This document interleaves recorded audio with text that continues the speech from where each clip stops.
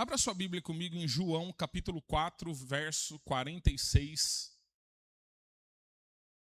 João, capítulo 4, versículo 46.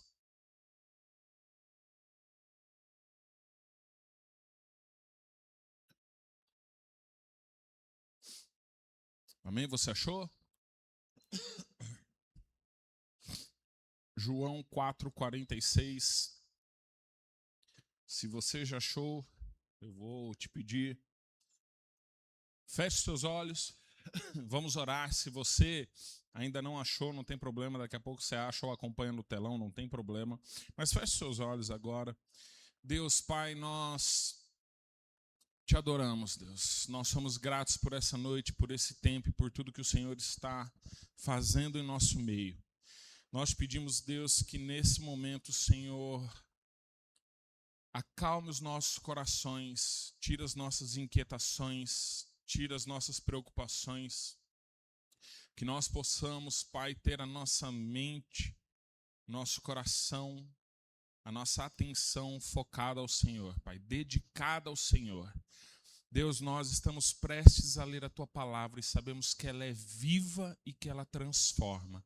Então, o que nós pedimos nessa noite, Pai, é que o Senhor traga clareza da Tua palavra, que a cada versículo que nós lemos, o Senhor possa falar conosco, que o Senhor possa transformar as nossas vidas, que o Senhor possa trazer aquilo que o Senhor preparou para cada um de nós. Nós pedimos que nessa noite nós possamos sair daqui transformados e cheios do Senhor, Pai, em nome de Jesus. Amém. Amém? Então, João, capítulo 4, verso 46 diz assim: Enquanto Jesus viajava pela Galileia, chegou a Caná, onde tinha transformado água em vinho.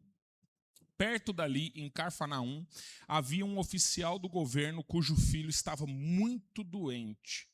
Quando soube que Jesus viera da Judeia para a Galileia, foi até ele e suplicou que fosse a Cafarnaum para curar o seu filho, que estava à beira da morte. Jesus exclamou: Jamais crerão a menos que vejam sinais e maravilhas. O oficial implorou: Senhor, por favor, venha antes que meu filho morra. Volte, disse Jesus, o seu filho viverá. O homem creu nas palavras de Jesus e partiu para casa. Enquanto estava a caminho, alguns de seus servos vieram ao seu encontro com a notícia de que seu filho estava vivo e bem. Ele perguntou quando o menino havia começado a melhorar, e eles responderam: ontem à tarde, a 1 hora, a febre subitamente desapareceu. Então o pai percebeu que havia sido naquele exato momento em que Jesus tinha dito: seu filho viverá. E o oficial e todos de sua casa creram em Jesus. E esse foi o segundo sinal que Jesus realizou na Galileia depois que veio da Judeia. Amém? Bom, então aqui nós vemos uma passagem que talvez você já tenha visto, já tenha ouvido alguma vez uma pregação, mas Deus colocou algo no meu coração que eu gostaria de compartilhar com os irmãos, sabe? Que esse trajeto que Jesus estava fazendo foi logo após que ele teve um encontro com a mulher samaritana. E aí, de onde Jesus estava a Cafarnaum, dava mais ou menos uns 30 quilômetros de distância. Se você fosse andando, dava quase um dia de caminhada aí. Então, não era tão perto assim, né? Não tinha carro na época, né? Então era tudo na sola da bota, era tudo no pé, era tudo de a pé. Então, meu professor Pascoal está falando a pé. Então, era tudo a pé. E aí, tudo se tornava um pouco mais moroso, um pouco mais difícil. E quando eu comecei a ler esse versículo, algumas coisas foram colocadas no meu coração e eu quero ir compartilhando. Eu anotei para não esquecer nada e eu gostaria de compartilhar que todos nós, em algum momento da nossa vida, ou talvez agora, temos um Cafarnaum dentro de nós. Nós temos algo doente dentro de nós. Seja um filho, um casamento, uma empresa, uma emoção, um sonho, as finanças. Às vezes nós estamos vivendo algo que está doente dentro de nós. Às vezes sonhos que deixaram de existir, casamentos que deixaram de ser saudáveis, finanças que já se descompensaram, se descontrolaram, relacionamento entre filhos e pais, trabalho, uma empresa. Hoje, se a gente for ver quantas pessoas passando por crises existenciais, crises de ansiedade, síndromes de pânico, quantas coisas às vezes estão doentes dentro de nós. E algo que ficou muito forte para mim é que a gente não estava falando de uma simples pessoa. Quando Jesus foi encontrado, ele foi encontrado por um oficial do reino, ali, né, de Cafarnaum ali, ele era um funcionário do rei, do governo. E geralmente um oficial, ele é uma pessoa que ele tem poder, que ele tem um pouco mais de condição, que ele tem alguns diferenciais em relação ao povo normal. Ele tem poder, ele tem autoridade, ele tem recursos. Isso mostra uma coisa que para mim já foi clara em muitas fases da vida, mas vendo esse versículo me trouxe muito à memória que por mais que a gente tenha dinheiro, o dinheiro daquele oficial não curou o seu filho. A autoridade daquele oficial não curou o seu filho. Os recursos que ele tinha, o poder que ele tinha, não foram suficientes para curar o seu filho. E ele encontrou somente em Jesus a possibilidade de fazer aquilo que tudo que ele tinha não foi capaz de fazer. E a minha pergunta é: quantas vezes a gente esgota todas as nossas possibilidades, todos os nossos recursos, todos os nossos conhecimentos para poder buscar o Senhor? Quantas vezes a gente já fez isso nas nossas vidas? Jesus, geralmente, ele é a última opção. Nós não recorremos ao Senhor de primeiro momento. Nós gastamos todas as nossas fichas. Nós gastamos tudo que nós temos para depois descobrir que a real solução, a resposta, o milagre não vem daquilo que nós temos, naturalmente falando, mas daquele a qual nós servimos, daquele que nos tem. E uma das coisas que a gente pode perceber muito claro nesses versículos que a gente leu é que a fé, ela tem um movimento. O que impeliu aquele homem a andar 30 quilômetros foi a fé. A fé de que Jesus podia fazer. E algo interessante é que ele não esperou Jesus passar por onde ele estava. Ele foi atrás de Jesus. E sendo uma autoridade, um oficial, ele tem funcionários, concorda?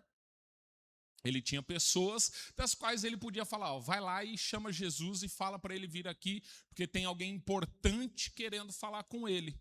Ele não podia fazer isso? Naturalmente falando, quando a gente tem a possibilidade de pedir para alguém fazer um favor, a gente pede ou a gente vai lá e faz? Geralmente, quem é casado vai entender. Acontece uma coisa muito, assim, sobrenatural dentro dos lares. Que a sua esposa, ela está na cozinha, ela está fazendo 200 mil coisas e ela decide naquele segundo parar tudo e deitar. E aí você já está deitado. E ela olha para você e fala, Nossa, amor, levanta e pega uma água para mim. Você fala, mas você estava na cozinha até agora. Não é assim? Às vezes, quantas vezes, geralmente, né, os pais falam para o filho, ô filho, vem cá, pega um negócio para o pai, pega um negócio para a mãe, faz isso para a mãe, faz isso para o pai, faz... A gente está sempre terceirizando. E não que há problema nisso, mas naturalmente a gente procura sempre o que é mais confortável para nós. E esse homem, ele não terceirizou. Esse oficial, ele não mandou ninguém. Ele foi. Porque muitas vezes a fé exige, e na maioria das vezes, se não todas, ela exige algo de nós. Ela exige um movimento. A fé não é só crer, apenas crer e esperar que um dia, todas as vezes que a gente viu Jesus se manifestar, ele pediu algum movimento. Quando Jesus chamou os discípulos, o que ele falou? Me segue. Ou seja, começa a caminhar, se movimenta. Quando ele cura, ele fala, vai lá, levanta, anda, enxerga, pega a sua maca, faz isso, faz aquilo. É sempre um movimento. A fé, ela é acompanhada de movimento. A fé, ela não é passiva. A fé, ela dá passos. Nós precisamos nos movimentar. Tem gente que quer milagre, mas não quer o movimento. E aí você não consegue. Um depende do outro. Se você quer experimentar de coisas sobrenaturais, se você quer experimentar de milagres, você precisa começar a se movimentar. É aquilo que a gente sempre ouve naturalmente, que se você não mudar as coisas que você faz, o resultado sempre será o mesmo. Se você mudar, às vezes, a sua forma de pensar, o que você faz com o seu tempo vago, a forma de você se alimentar, coisas diferentes acontecem. A gente estava conversando sobre isso, vindo para cá. O quanto nós achamos, eu e a minha esposa, que nós precisamos ainda melhorar, mas o quanto de coisas nós já melhoramos e não percebemos nesse ano, que mal começou. Tudo bem que a gente já está indo para março, né? Passa muito rápido. Mas em 2 meses nós mudamos muitas coisas que têm feito bem para nós. Nós mudamos a nossa rotina, nossa qualidade de sono, nossa alimentação. Nós nos exercitamos toda semana agora. Nós estamos cuidando da nossa saúde. Quantas coisas a gente já começou a fazer? Longe de ser o ideal para o que a gente espera. Mas nós começamos a movimentar coisas diferentes na nossa vida e nós estamos colhendo bons frutos daquilo que nós estamos fazendo. Estamos colhendo porque plantamos coisas diferentes. Então, se você quer experimentar coisas diferentes, você precisa começar a se movimentar de uma maneira diferente. Então, se você quer experimentar de milagres, eu quero te convidar a começar a se movimentar para que eles aconteçam. Se você quer resposta de Deus, se você quer uma resposta dos céus, você precisa sair da sua zona de conforto. Porque quantas vezes nós ouvimos palavras aqui, quantas vezes Deus já falou algo para nós e nós só sentamos e esperamos acontecer. Quantas palavras Deus já me deu que eu simplesmente carrego elas de uma forma passiva? Eu simplesmente aguardo até que aconteça, até que caia do céu tudo pronto. O que eu estou pensando? No meu conforto. Mas será que eu tenho me preparado para viver aquilo que o Senhor tem para mim? Será que eu tenho me preparado? Será que eu tenho me qualificado? Será que eu tenho feito aquilo que cabe a mim para que realmente a palavra de Deus se cumpra? Não porque eu simplesmente fiz. Porque independe só de mim, né? Eu não sou poderoso para fazer milagre, mas o milagre vem para pessoas que creem. E se você crê, você já caminha. A Sibéria fala que, né, ela já teve alguns problemas de saúde e que às vezes o médico dava um diagnóstico para ela e ela falava assim, não vou nessa não, cara. Pode ter certeza que, não, eu não tenho isso não, vou ser curada, está tudo certo.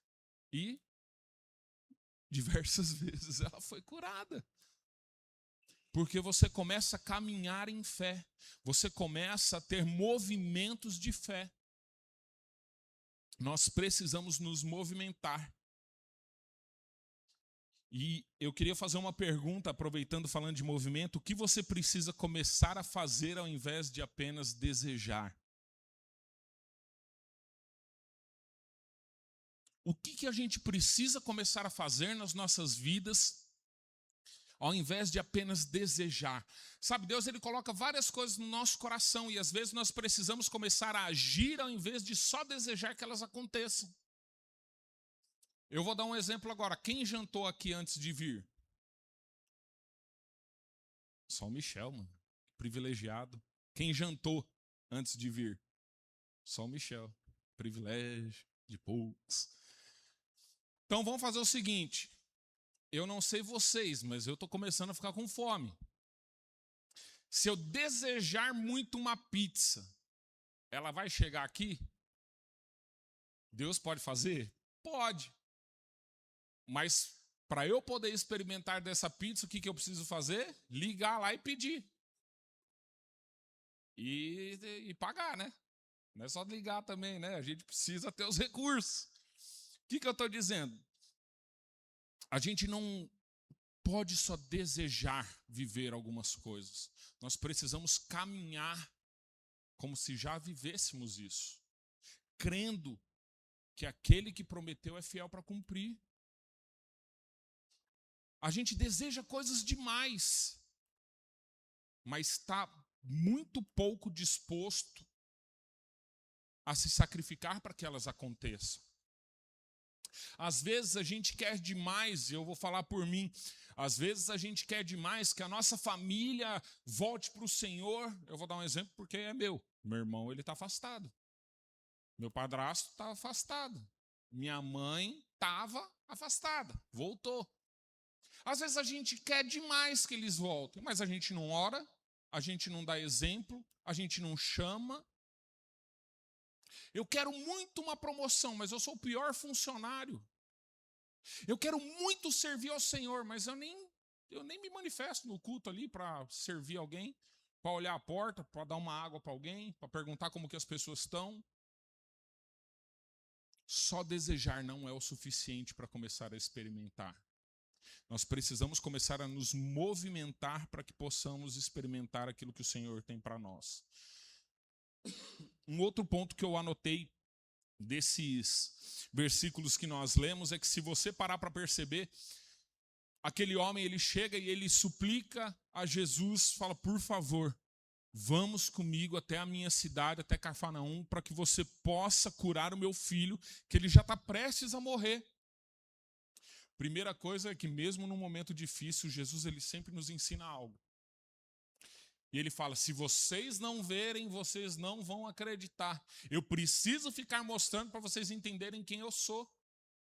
Quantas vezes Deus já teve que se apresentar, não, né, pessoalmente, mas desenhar, escrever, colocar num outdoor aquilo que ele tem para nós, e mesmo assim nós esquecemos de quem ele é.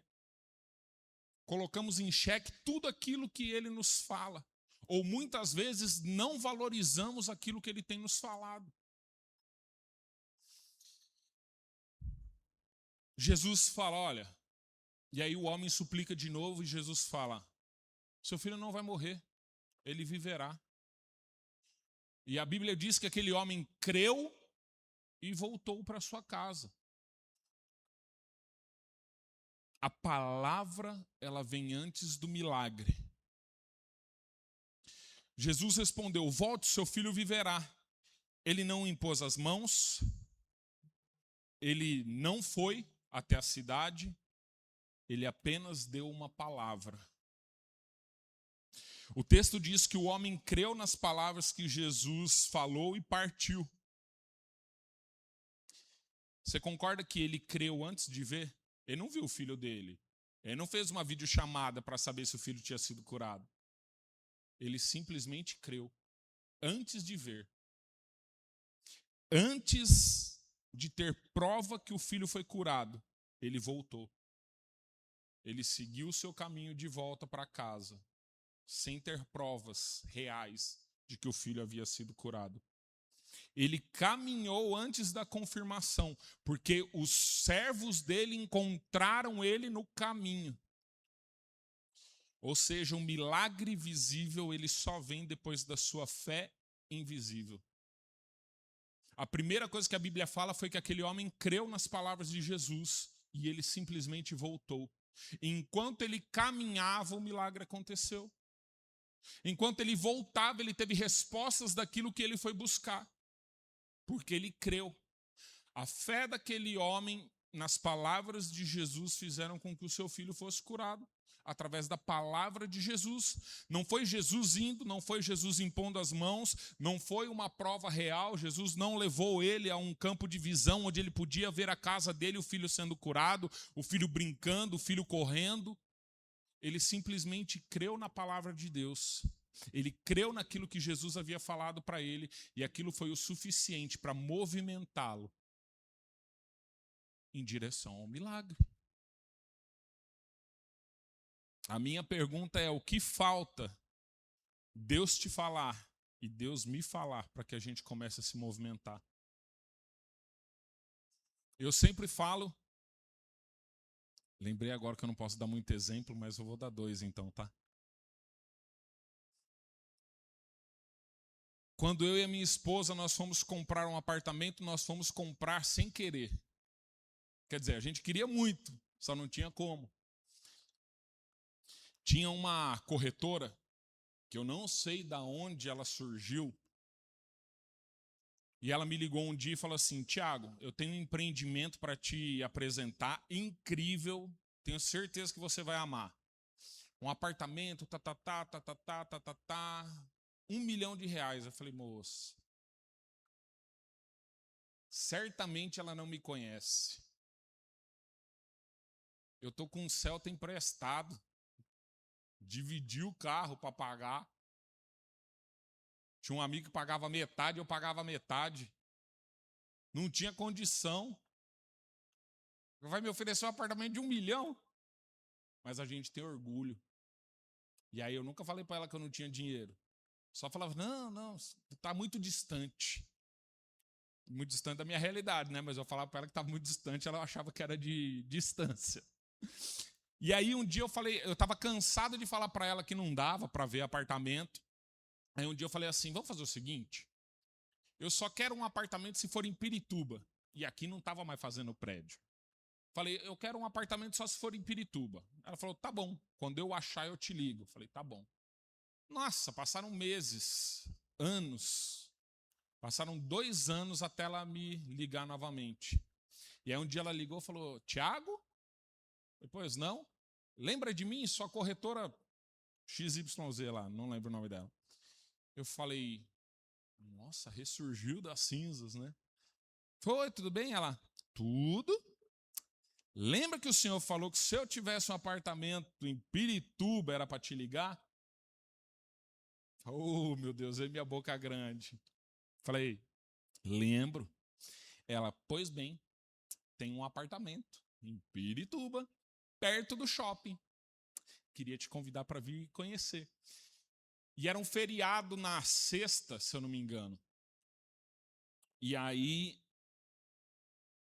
eu falei: tá bom, vou fazer o seguinte, sexta-feira eu vou no shopping. É perto do shopping? Perto do shopping. E homem tem uma mania, ou pelo menos eu tenho, que eu não pergunto endereço. Se ela falou que é perto do shopping, para mim é perto do shopping. O shopping está ali, então é próximo. Vou achar um apartamento que está ali perto. Fui almoçar no shopping com a minha esposa. Calça, camiseta, celtinha, boné. Esposa elegante como sempre. E aí, fomos almoçar no shopping. Subindo, eu vi os prédios da MRV. A construtora era a Lopes. Então, eu vi os prédios da MRV e falei: bom, não são esses. Continuei subindo ali perto do shopping Tietê. Comecei a subir. Vi 2 torres sendo feitas ali, um decorado. Falei: opa, não tem placa, deve ser aqui. Parei, avisei ela que eu tinha chego. Ela falou: olha, eu não tô, procura por fulano. Beleza, a gente saiu do carro. Quando saiu do carro, tinha um cara fumando e o outro conversando com ele no pé de uma árvore assim. Juro pra vocês, ele olhou pra mim, olhou pra minha esposa, fez assim, olhou pro carro. E a gente descobriu que ele era o gerente do empreendimento ali. E aí, ele chegou para nós delicadamente e falou assim: pois não? Falei: aqui é da Construtora Lopes, eu vim falar com o fulano. Ele: não, aqui não é da Construtora Lopes, e se é esse nível que vocês procuram, aqui não é o lugar de vocês.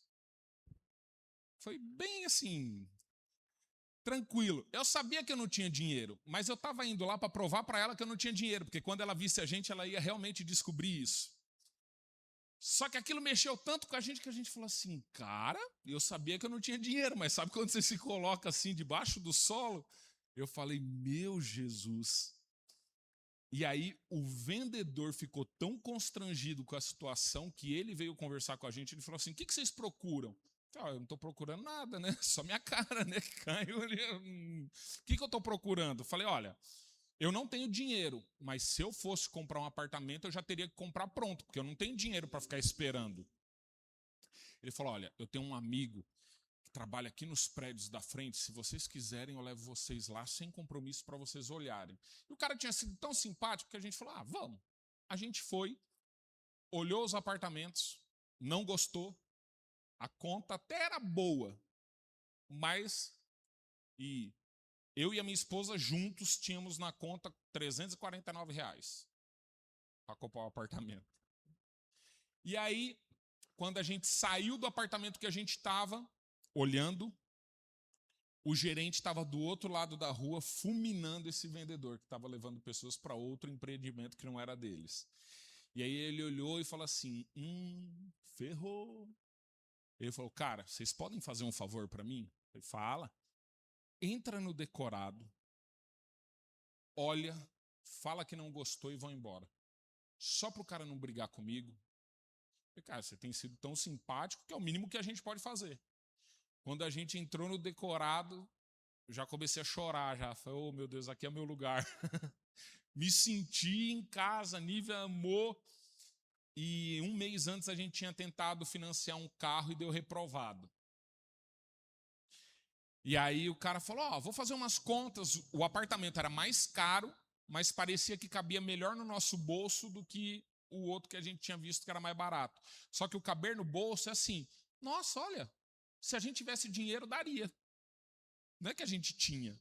Eu tinha R$ 349 na conta. E aí ele falou: vamos fazer um orçamento sem compromisso? Eu falei: sem compromisso, vamos. Certeza que não ia aprovar. Eu tentei comprar um carro e não aprovou. Fomos, fizemos a simulação. Ele falou: vai demorar, amanhã eu ligo para vocês. E no dia seguinte era sábado. Nós morávamos na casa do meu sogro e da minha sogra, no fundo. E aí, eu lembro que quando a gente chegou, tudo a gente sempre conta para eles e a gente ora. E aí a gente falou o que tinha acontecido, eles oraram, e a minha sogra falou assim: olha, eu estou vendo Deus dar uma chave na mão de vocês. Não sei se é desse apartamento, mas eu estou vendo Deus entregando uma chave para vocês. E a gente falou: amém, né? Sabe-se quando Deus vai fazer isso, né? No dia seguinte, nós estávamos na nossa reunião de pastores, e aí o telefone toca, o rapaz falou: Tiago, tudo bem? Eu falei: tudo bem. Corretor, eu tenho uma má notícia para te dar. Já sabia que não ia provar, né? Pensei comigo. Ele falou: então, ele bebia, ele falou: você está me devendo uma caixa de cerveja, você acabou de comprar um apartamento. Eu falei: como é que é?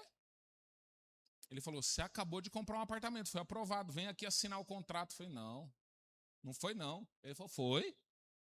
Falei: então faz assim, eu estou no meio de uma reunião, eu vou almoçar e depois eu vou aí. E aí eu entrei na reunião em choque dos pastores de novo, olhei para eles e falei: gente, aconteceu um negócio meio doido. Eu falei: o que foi? Eu falei: a gente acabou de comprar um apartamento. Aí foi um desespero, uma alegria, foi um negócio bacana. E aí, o que acontece? Quem conhece o pastor, ele é extremamente crítico para as coisas. Ele tem um olhar assim bem afiado. E a gente falou: bom, ele vai ser o termômetro, ele vai chegar, ele não vai gostar de alguma coisa, a gente vai falar: não é aqui.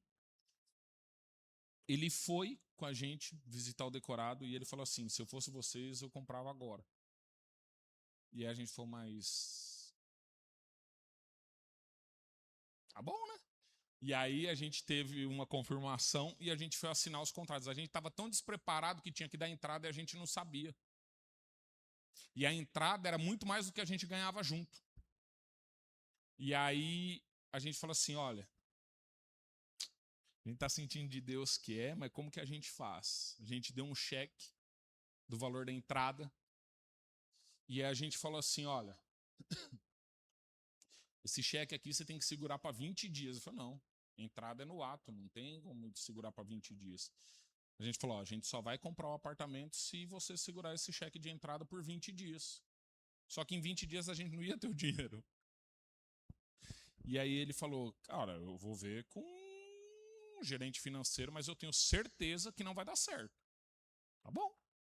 Ele foi, voltou e falou, ó, não sei o que aconteceu, mas eles aprovaram. Daqui 20 dias, então, a gente vai, né, depositar o cheque de vocês. E aí a gente estava numa alegria, num desespero, né? Tinha 20 dias para pagar e com 14 dias a gente recebeu uma bênção e a gente conseguiu pagar o apartamento e nunca faltou. Foi sempre difícil. A gente demorou quanto tempo para colocar a janela no apartamento? 2 anos. Quanto que era a janela? R$400. Para colocar uma janela de R$400, a gente demorou 2 anos. Mas Deus nunca deixou faltar. E quando a gente deu o primeiro passo da janela, a gente mobiliou o apartamento inteiro. A maioria já foi lá no apartamento. Por que eu estou dizendo isso? Porque quando nós temos uma palavra, nós precisamos confiar. Não adianta você sair desesperadamente, sem palavras, buscando soluções naturais. Mas quando se tem uma palavra, o que a gente tem que entender é quem nos deu a palavra. Aquele homem reconheceu Jesus, senão ele não tinha andado nem 30 quilômetros. Ele reconheceu Jesus e quando Jesus falou, seu filho viverá, ele simplesmente creu. Não porque o filho dele estava bem, porque o filho estava prestes a morrer, por isso o desespero dele de ir até Jesus. Mas ele confiou em quem deu a palavra. A confirmação ela vem com um caminho. A resposta não vem enquanto ele estava parado, veio enquanto ele estava caminhando. Quando ele perguntou a hora da cura, ele descobre que foi exatamente no momento que Jesus falou que o filho dele viveria. A palavra ela já estava agindo, mesmo quando ele ainda não via nada. Deus ele está constantemente fazendo nas nossas vidas coisas que nós não enxergamos, mas ele está fazendo. Quantas palavras Deus deu que ainda não foram cumpridas, mas que estão sendo trabalhadas? O problema é que nós acostumamos a parar. Nós acostumamos a parar na primeira dor, no primeiro desconforto, no primeiro cansaço, no primeiro desânimo, na primeira dúvida. Aquele homem simplesmente continuou andando. Aquele homem simplesmente ele creu e continuou sem ver, crendo que Jesus ia curar, que o filho dele haveria de viver. E às vezes a gente não entende as coisas que Deus faz, mas pensa o seguinte: olha o resultado desse milagre. O menino foi curado e uma casa foi transformada. O que começou com uma doença, terminou com uma transformação de vidas.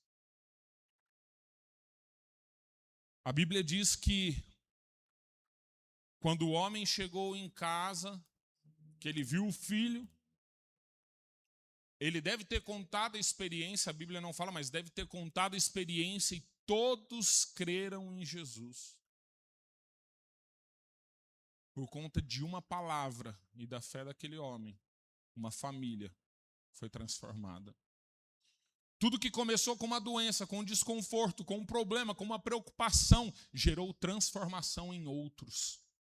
Não somente naquele homem que teve experiência com Jesus, mas como toda a sua família.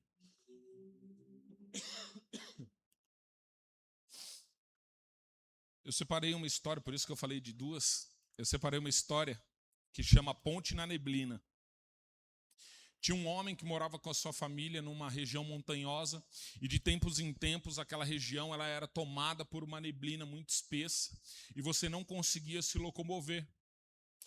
E uma vez começou essa neblina a cair, começou a ficar tudo espesso e o filho dele estava num vale abaixo. E a única forma dele conseguir acessar o vale para chegar ao filho era por uma ponte suspensa. Só que ele, preocupado com o filho, acho que todo pai faria isso, preocupado com o filho, ele chegou até a ponte, até o início da ponte, e ele só via a primeira madeira.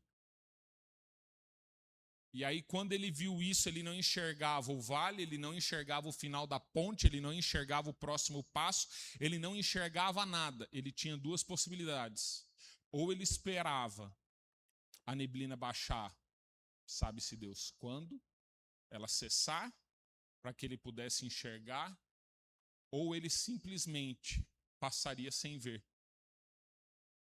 E ele se lembrou que quem construía as pontes daquela região era um excelente profissional, extremamente de confiança, e que tudo que ele fazia era bem feito. E aquele homem, pensando em quem construiu aquela ponte, deu o primeiro passo. E quando ele deu o primeiro passo, nada aconteceu. Ele não caiu. E aí, confiando no construtor da ponte, ele deu o próximo, deu o próximo, deu o próximo, só enxergando o próximo passo. Ele foi até o final. E chegando no vilarejo ali no vale, ele encontrou o filho e trouxe de volta para casa.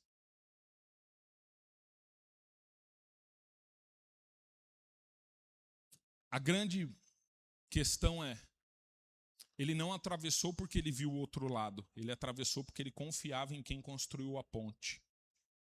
A neblina não saiu, mas a confiança levou ele até o outro lado, até o filho. Entre a promessa e o milagre, existe uma caminhada que muitas vezes nós não damos. Entre a promessa e o milagre, existe uma caminhada. Entre o seu filho viverá e ele está vivo, existe a fé. Deus ele continua dizendo, confia, continua, caminha. E a pergunta que eu quero deixar aqui essa noite é, você vai caminhar baseado no que você vê ou naquilo que ele falou? Sabe, aquele homem, ele não viu o próximo passo, mas ele acreditou em quem construiu a ponte. Sabe, muitas vezes nós não vamos ver aquilo que Deus está fazendo. Muitas vezes nós não vamos entender aquilo que Deus está fazendo. Muitas vezes as coisas não vão sair exatamente como nós planejamos. Mas nós não nos baseamos naquilo que vemos, e sim naquele que nos falou. É assim que deve ser.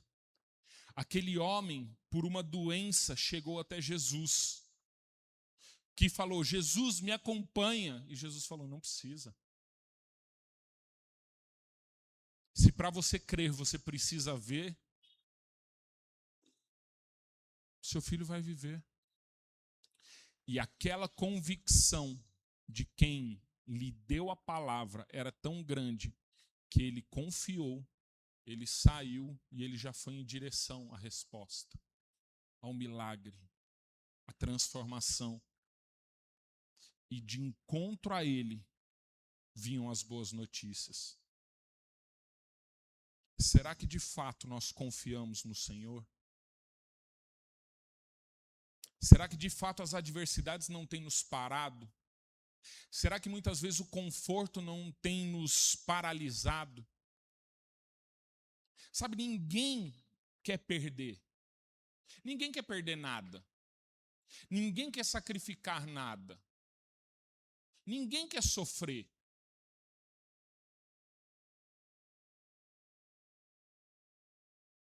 O grande problema é que a gente espera tudo ser confortável.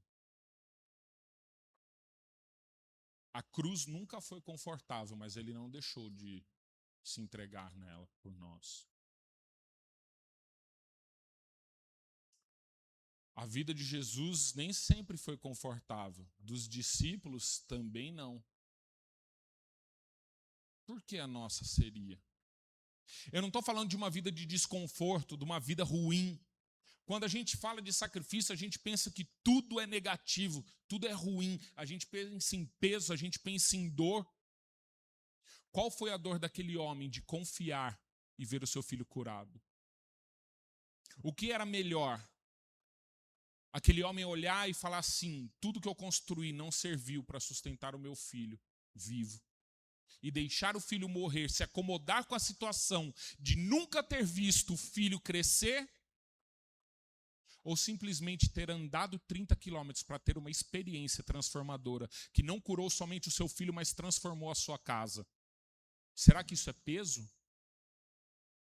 Será que isso é ruim? Às vezes a gente se dá muito mais por coisas que não fazem sentido. Eu não sei por que Deus mandou eu dar essa palavra hoje, mas Ele sabe de todas as coisas e eu tenho certeza que o que Ele quer nessa noite é te dizer o seguinte: eu ainda continuo dizendo, caminha, vai, confia.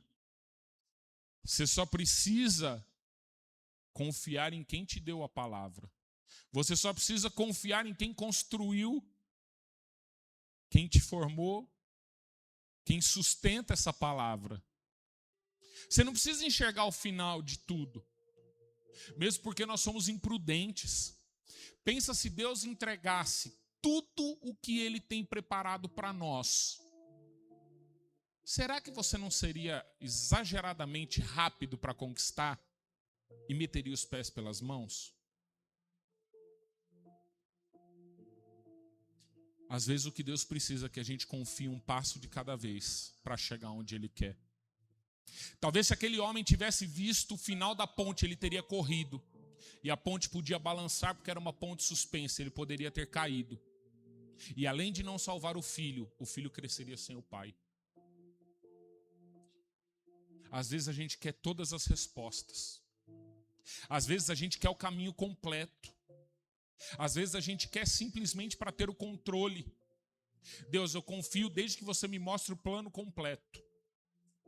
Porque aí eu vou ver, eu vou mensurar, eu vou medir para ver quais são os riscos. Eu quero te dizer que existem todos os riscos possíveis e imagináveis andar com Jesus. Talvez você esteja arriscado a perder os seus amigos, a ter que abrir mão do seu trabalho, a ter que abrir mão do seu lazer, do seu conforto. Mas eu tenho certeza que cada vez que nós fazemos isso, nós experimentamos de transformação, nós experimentamos de milagres, nós experimentamos de novos níveis, novos compromissos com o Senhor. E eu não estou falando de peso, eu estou falando de experimentar coisas sobrenaturais. O que Deus Ele quer é que nós tenhamos fé suficiente para crer no que Ele falou e começar a caminhar até chegar a hora de nós vermos naturalmente aquilo que nós já cremos em nosso coração. Sabe, nós temos vivido uma série de palavras a respeito da nossa visão, da nossa missão, dos nossos valores como igreja. Quantas promessas Deus já deu para você? Quantas promessas Deus já deu para essa igreja? Quantas promessas Deus já deu para sua família? Será que você ainda continua crendo ao ponto disso ferver você? Será que essas coisas ainda são tão vivas dentro de nós? Ou quantas palavras foram esquecidas ao longo do caminho? Quantos quilômetros nós percorremos para encontrar Jesus? Quando nós temos um dia mau, a primeira coisa que acontece é a gente abrir mão do Senhor. Ontem eu tive um evento aqui em São Paulo, em São Bernardo. E eu cheguei na minha casa 1:45 da manhã. Eu vim aqui quase no piloto automático. Falei, Deus, o Senhor me guia, porque eu não vou guiar não. Quase dormindo. Sem palavra nenhuma. Essa palavra eu escrevi aqui. Porque Deus começou a falar no meu coração. E a primeira coisa que eu pensei é, essa semana está sendo tão difícil que eu vou pedir para outra pessoa pregar no meu lugar. Porque para mim seria mais confortável. Porque para mim seria mais fácil. Mas e se Deus quisesse me usar? Mas e se Deus quisesse falar através de mim? E se Deus quisesse testar a minha fé? Eu podia ter preparado qualquer coisa. Mas eu estou falando aquilo que Ele colocou no meu coração. Às vezes a gente não quer sacrificar. A gente só busca aquilo que é confortável. Eu não quero que você tenha uma vida dura, mas eu quero que você esteja disposto a dar o próximo passo. Eu quero que você aprenda como é bom caminhar. Eu quero que você aprenda como é bom confiar. Eu quero que vocês aprendam assim como eu, porque essa palavra primeiro fala comigo. Ali atrás eu peguei a Bíblia do Igor. Enquanto vocês estavam louvando, graças a Deus por isso, vocês não estavam vendo eu chorando lá atrás. Que Deus, Ele fala com todos nós. Quantas palavras foram esquecidas ao longo do caminho? Quantas palavras foram deixadas de lado, como nós fazemos num churrasco e a gente espalha a brasa e ela vai perdendo o calor? Deus, Ele continua dizendo, confia, segue, avança. Um passo de cada vez. Ele não precisa que você corra, Ele só precisa que você confie.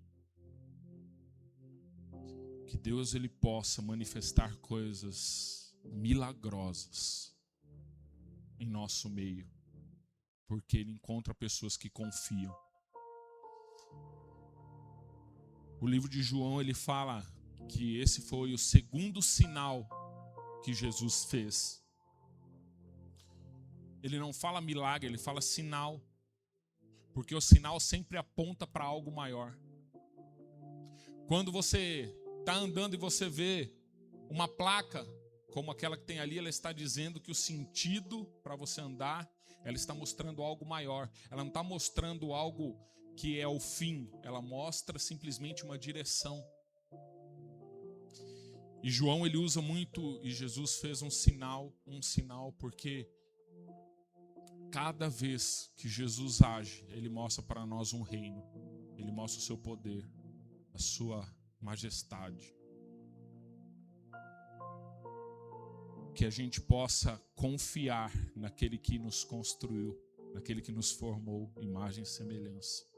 Que a gente possa confiar independente das circunstâncias. Que nós possamos confiar independente do que os nossos olhos veem.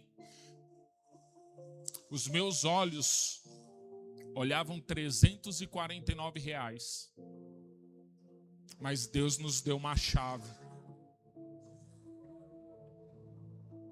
Quantas vezes nós olhamos coisas que naturalmente podem parecer impossíveis?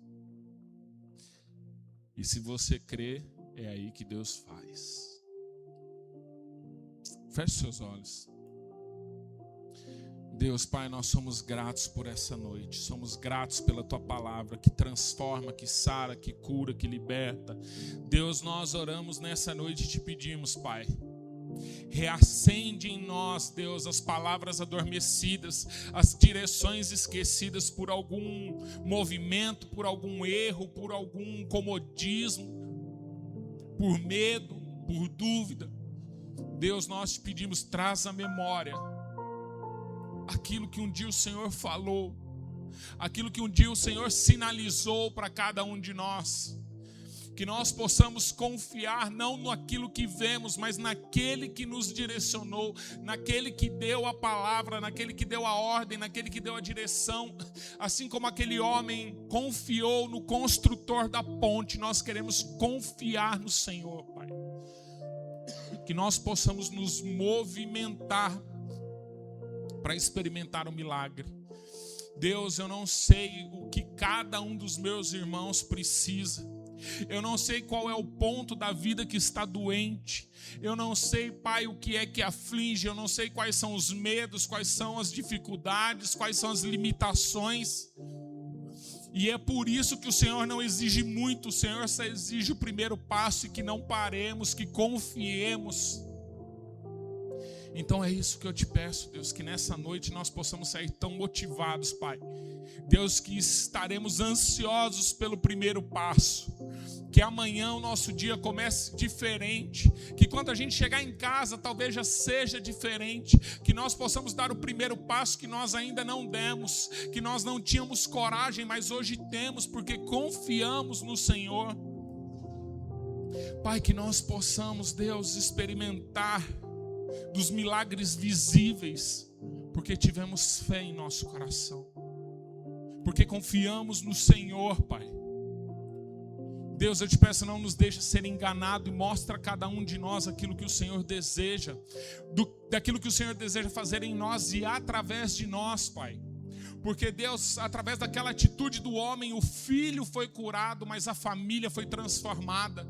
Pai, que de acordo com as nossas respostas, pessoas possam ser transformadas, ambientes possam ser transformados, que vidas venham conhecer o Senhor, crer no Senhor, ser cheios do Senhor, Pai. Deus, que através da nossa fé, nós possamos experimentar de transformações, de respostas, de testemunhos, Deus. Nós pedimos, nos ensina a confiar, Deus. Por mais difícil que seja, Pai, que o pior seja ficar parado. Nós sabemos que o Teu reino é um reino em movimento. E o que nós te pedimos, Pai, é nos empurra, nos tira dessa zona de conforto. Nos tira, Pai, da falta de ação. Que o eu desejo comece a se transformar em eu caminho, eu creio, eu avanço, eu rompo. E que enquanto nós caminhamos para aquilo que o Senhor tem para nós, que o Senhor nos sare, que o Senhor nos cure, que o Senhor nos liberte, que o Senhor, Pai, nos dê a saúde, que o Senhor restaure aquilo que é necessário, que o Senhor transforme aquilo que é necessário. Deus, nós cremos no Senhor, Pai. Cremos que o Senhor é um Deus vivo, é um Deus poderoso. Te pedimos, faz em nós e através de nós, Pai. Esse é o desejo do nosso coração, esse é o desejo do meu coração, Pai. É que eu possa dar um passo confiando naquele que me deu o caminho. Em nome de Jesus, Pai, que o Senhor possa encontrar em nós pessoas corajosas. Corajosas para avançar. Corajosas para seguir o caminho. Corajosas para confiar. Que o Senhor possa encontrar em nós corações apaixonados por Ti, que fazem com que o medo não seja maior do que a vontade de experimentar do Senhor, que a vontade de acertar, de viver aquilo que o Senhor tem. Então nos faz caminhar, Deus. Nos dê a ponte. Mesmo cheia de neblina, nos dê a ponte. E que nós possamos confiar no Senhor e encontrar aquilo que o Senhor tem do outro lado. Que nós possamos caminhar para ver as vidas sendo transformadas. Que nós possamos caminhar para ver a nossa família sendo transformada. Que nós possamos caminhar para ver a nossa vida sendo transformada. Que nós possamos caminhar para ver aquilo que o Senhor deseja fazer em nós e através de nós, Pai. Nós queremos, Pai, nós queremos confiar e viver o sobrenatural do Senhor aqui, Deus. Em nome de Jesus. Em nome de Jesus. Amém? Então, se eu posso dizer algo para você nessa noite, é confie e caminhe. Amém?